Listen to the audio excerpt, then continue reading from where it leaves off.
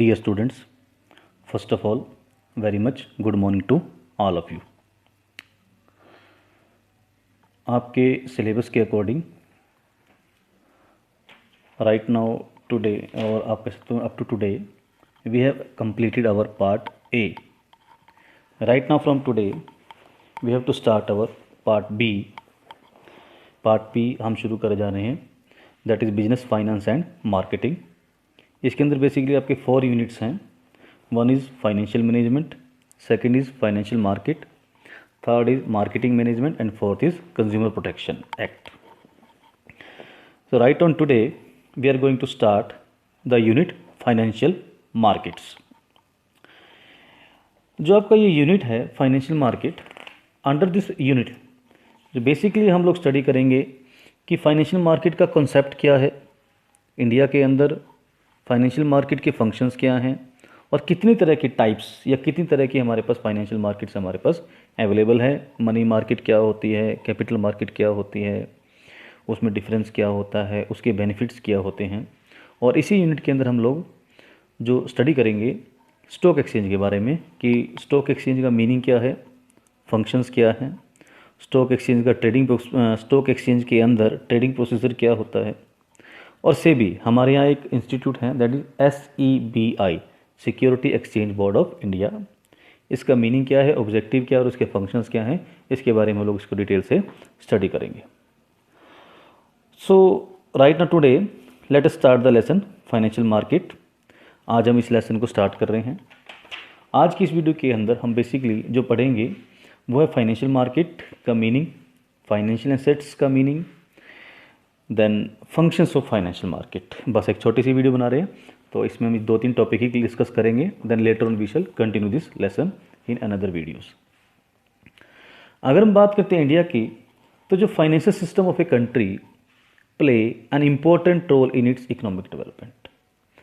किसी भी कंट्री के अंदर इकोनॉमिक डेवलपमेंट के अंदर फाइनेंशियल सिस्टम का एक बहुत बड़ा रोल होता है. इनफैक्ट जो फाइनेंशियल सिस्टम है वो हेल्प करता है, या आप कह सकते हो कि ट्रांसफ़र करता है वो फाइनेंस को from that area to that area.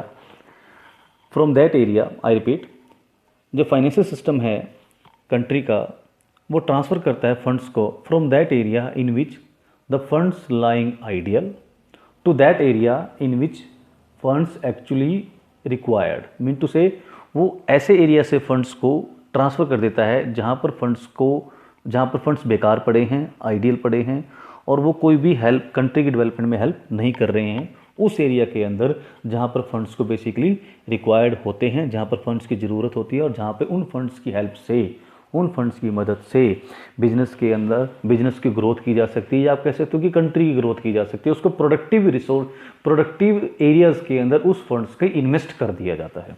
तो फाइनेंशियल मार्केट एक इंपॉर्टेंट रोल प्ले कर रही है. फाइनेंशियल मार्केट फंड्स की ट्रांसफ़र कर रही है आइडियल एरिया से प्रोडक्टिव एरिया के अंदर, राइट. तो this is financial market.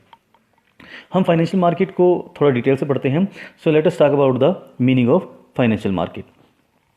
In fact, financial market play an important role in transferring finance from one sector to another sector. In other words, अगर हम कहें तो financial market means the market that creates and exchange financial assets. मैं repeat करता हूँ, it refers to that market which creates and exchange financial assets. मतलब एक ऐसी मार्केट जो कि फाइनेंशियल एसेट्स को क्रिएट भी करती है और फाइनेंशियल एसेट्स की सेल और परचेज में मदद भी करती है, हेल्प भी करती है. यहाँ पे एक छोटा सा क्वेश्चन अराइज होता है कि फाइनेंशियल एसेट्स क्या होती हैं जिसकी sale and purchase financial market के अंदर हो रही है. तो let us talk about the meaning of financial assets. Financial assets refers to the financial instruments और securities, for example shares, debentures, treasury bills, commercial paper etcetera. Mean to say financial assets क्या हैं, वो सारे financial instruments हैं या securities हैं जिनको cell और परचेज किया जा सकता है फाइनेंशियल मार्केट के अंदर. इनके एग्जांपल हमारे पास हैं shares, debentures, treasury bills, commercial bills etcetera. इनको डिटेल से हम स्टडी करेंगे कौन कौन से हमारी फाइनेंशियल एसेट्स हैं जिनकी हेल्प से जो फंड्स को आइडियल एरिया से प्रोडक्टिव एरिया के अंदर ट्रांसफ़र किया जाता है. इनफैक्ट थोड़ा सा और मैं इस लेसन को, इस पॉइंट को थोड़ा सा और एक्सप्लेन कर देता हूँ। इनफैक्ट दो एरिया हैं, एक एरिया जो है वो है सप्लायर ऑफ फंड्स है, सप्लायर ऑफ फाइनेंस है, और दूसरा एरिया है जिनको फंड्स की डिमांड रहती है, जो कहते हैं कि हमें फंड्स चाहिए, फाइनेंस चाहिए। अगर हम सप्लाई साइड की बात करें फाइनेंस की, तो बेसिकली फाइव फैक्टर्स कह लो या एरियाज कह लो या सेक्टर्स कह लो या फैक्टर्स कह सकते हो आप, जो फंड्स को सप्लाई करते हैं, फाइनेंस को सप्लाई करते हैं, जहाँ पे फाइनेंस अवेलेबल होता है। सबसे पहले फैमिली के पास सेविंग्स होती हैं, जो उनके पास आइडियल पड़ी रहती हैं और जो कि वो लोग इन्वेस्ट कर सकते हैं। अगर वो सेविंग फैमिली के पास पड़ी रहेंगी तो वो कुछ भी नहीं करेंगे, लेकिन अगर उनको किसी प्रोडक्टिव एरिया में, किसी मैन्युफैक्चरिंग एरिया में या किसी भी प्रोडक्शन प्रोसेस के अंदर उस फाइनेंस को भेज दिया जाए तो वो वहाँ पर प्रोडक्शन में हेल्प कर सकती है। दूसरा अगर इसके अंदर बात करें, फाइनेंशियल इंस्टीट्यूशन, लाइक आपके कह सकते हो कि जो इंस्टीट्यूशंस लोन प्रोवाइड करते हैं, उनके पास भी फंड्स होते हैं। तीसरे एरिया इसके अंदर आता है कॉमर्शियल बैंक्स जो लोग लोन के ऊपर फंड्स अवेलेबल करवाते हैं। फोर्थ हमारे पास आता है इंश्योरेंस कंपनी के पास जैसे आपकी LIC है उनके पास भी फंड्स होते हैं, फाइनेंस को वो सप्लायर साइड में आते हैं। फिफ्थ हमारे पास आता है फॉरेन इन्वेस्टमेंट, ऐसे फॉरेन कंट्री के अंदर ऐसे लोग जो कि इन्वेस्टमेंट करने के इच्छुक हैं, इंटरेस्टेड हैं, ताकि उनको उसके बदले में रिटर्न्स मिल सकें। अब डिमांड साइड करें कि फाइनेंस की डिमांड कौन कौन करता है।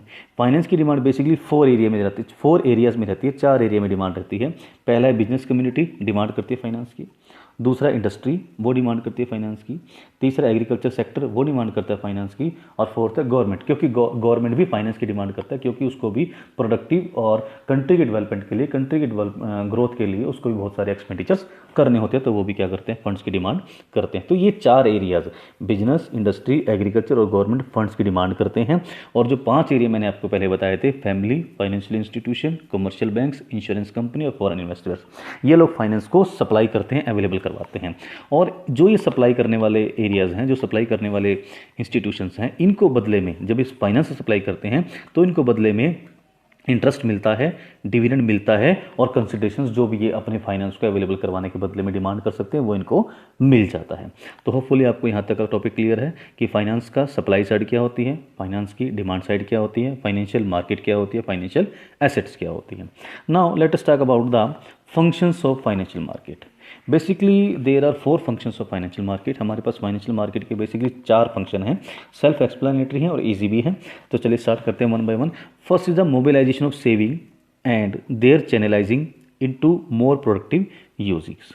मीन टू से, देखो एक बात हम आपको अभी ऑलरेडी हमने आपको क्लियर की है कि जो फाइनेंशियल मार्केट है वो आइडियल एरिया से प्रोडक्टिव एरिया के अंदर फंड्स की सप्लाई करती है, फाइनेंस को सप्लाई कर देती है। ऐसे एरिया से जहाँ पे फंड्स यूजलेस पड़े हुए हैं, जहाँ पे उनका कोई फ़ायदा नहीं हो रहा है, वहाँ से प्रोडक्टिव एरिया के अंदर फंड्स को ट्रांसफ़र करना है, तो उसमें ये हेल्प करती है तो उसको ये हेल्प करती है कि फंड्स ऐसी जगह पर, फाइनेंस ऐसी जगह पहुँच जाए जहाँ पर फाइनेंस का बेटर यूटिलाइज किया जा सकता है, और जिससे कि प्रोडक्टिव वर्क्स में उसको यूज किया जा सके, जैसे कि प्रोडक्शन ज़्यादा से ज़्यादा बढ़ाई जा सके, उससे कंट्री के डेवलपमेंट में यूज़ किया जा सके, वहाँ पर उस फंड्स को चैनलाइज कर दिया था। तो ये काम कैसे पॉसिबल होता है, फाइनेंशियल मार्केट की हेल्प से, कि वो फाइनेंशियल मार्केट सेविंग्स को आइडियल एरिया से प्रोडक्टिव एरिया की तरफ पुश कर देती है या ट्रांसफर कर देती है।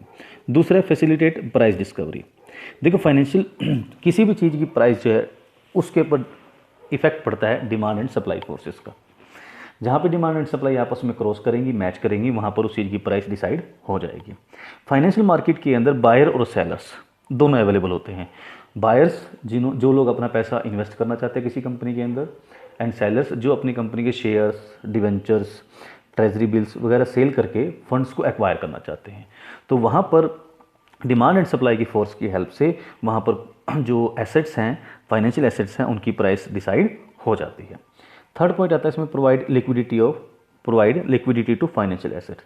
ये सबसे बड़ा पॉइंट है कि अगर मान लीजिए किसी व्यक्ति ने के पास शेयर है और उसको पैसे की ज़रूरत है, तो फाइनेंशियल मार्केट के अंदर वो अपने शेयर्स को सेल करके पैसा इकट्ठा कर सकता है।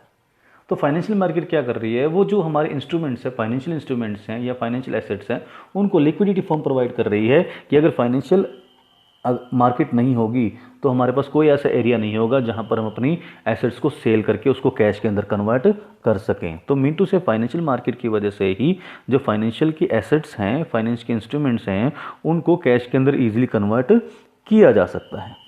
फोर्थ पॉइंट की बात करें, reduce the cost of transaction. जब भी जब भी किसी इन्वेस्टर को, मान लो किसी ने पैसा इन्वेस्ट करना है, वो पैसा इन्वेस्ट करने से पहले बहुत सारी इन्फॉर्मेशन देखना चाहेगा, जैसे कि उसको पैसा कहाँ पे इन्वेस्ट करना चाहिए, शेयर्स खरीदने चाहिए, डिवेंचर खरीदने चाहिए, ट्रेजरी बिल खरीदने चाहिए, कमर्शियल पेपर खरीदना चाहिए, या प्रेफरेंस शेयर खरीदे या इक्विटी शेयर खरीदे। देन उसका पैसा किस कंपनी के अंदर सेफ़ है, किस कंपनी के अंदर सेफ़ नहीं है, उसके ऊपर किस कंपनी के अंदर ज़्यादा उसको रिटर्न मिलेगी, किस कंपनी के अंदर उसको कम रिटर्न मिल रही है, किस कंपनी के ग्रोथ के प्रोस्पेक्ट्स ज़्यादा हैं, किस कंपनी के ग्रोथ के प्रोस्पेक्ट्स नहीं। मतलब नंबर ऑफ इन्फॉर्मेशन एक इन्वेस्टर चाहता है अपने पैसों को इन्वेस्ट करने से पहले। ये सारी इन्फॉर्मेशन को गेन करने के लिए उसको टाइम भी चाहिए और पैसा भी खर्च करना पड़ता है। लेकिन फाइनेंशियल मार्केट के अंदर ये सारी information free of cost and without wasting time को वेस्ट किए बिना और ज़्यादा और कॉस्ट भी बिना किसी खर्चे के सारी इन्फॉर्मेशन उसको फ्री में मिल जाती है। तो हम ये कह सकते हैं कि एक व्यक्ति की, एक इन्वेस्टर की कॉस्ट ऑफ ट्रांजेक्शन उसने क्या कर दी, कम कर दी, रिड्यूस कर दी। तो these are the various functions which are being performed by the financial market and which are helpful for both the persons, both the areas. Mean to say जो area invest करना चाहता है पैसे को, उसके लिए भी, और जो फंड्स को चाहता है, जिसको पैसे की ज़रूरत है, उसके लिए भी, दोनों के लिए ये अपनी सर्विसेज प्रोवाइड करता है। आज के लिए इस वीडियो में इतना ही। आज की वीडियो में हमने कॉन्सेप्ट्स को क्लियर कर लिया, functions of financial market clear कर लिया। कमी वीडियो में हम इससे ज़्यादा हम इस लेसन को कंटिन्यू करेंगे और इसको कंप्लीट भी करेंगे। At last I thanks to all of you.